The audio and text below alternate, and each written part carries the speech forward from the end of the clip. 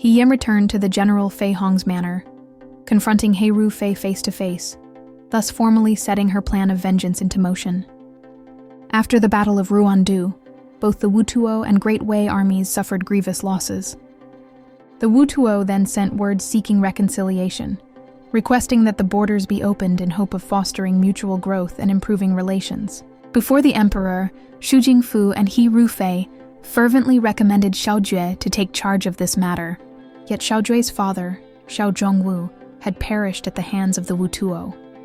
The hatred within Xiao Jue toward them was beyond measure.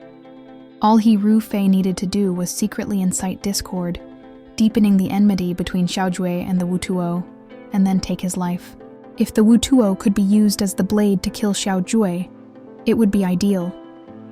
Otherwise, Xiao Jue could still be condemned for negligence and treachery, thereby eliminating this looming threat. But before the scheme could even unfold, He Yan came knocking at his door. With her presence akin to the grim visage of Yama himself, she struck He Ru Fei with both fury and dread, stripping him of all composure. He Ru Fei had long colluded with Xu Jingfu, scheming with the Wutuo to entrap He Yan. Yet now the one thought dead had returned, alive and unyielding.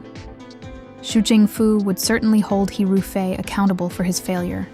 Worse still, to conceal his own crimes, he might silence him altogether. Seizing upon this fissure, He Yan sowed distrust between the two, further stirring unease within He Ru Fei's heart. Before returning to the He household, she had already conspired with Xiao Jue. This time, they vowed to cast He Ru Fei into a snare from which he would never rise again. She strode boldly into the Fei Hong manor. Since she had always worn a mask in the past, none within recognized her true face.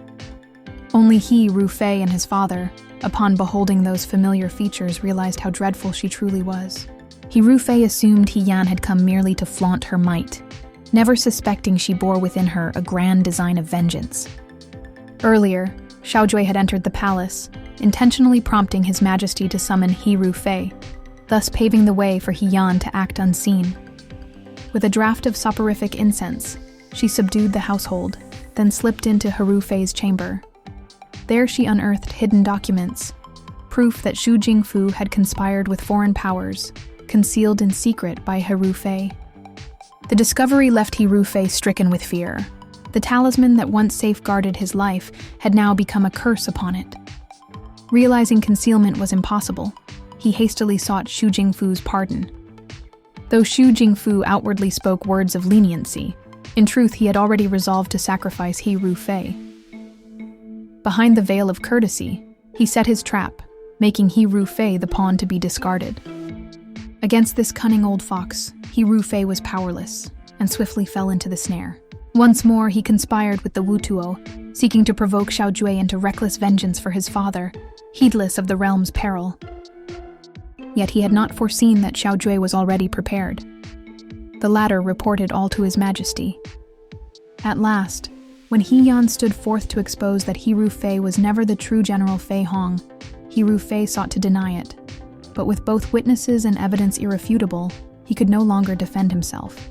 All his crimes laid bare, He Ru Fei was condemned under military law and received the punishment of exile.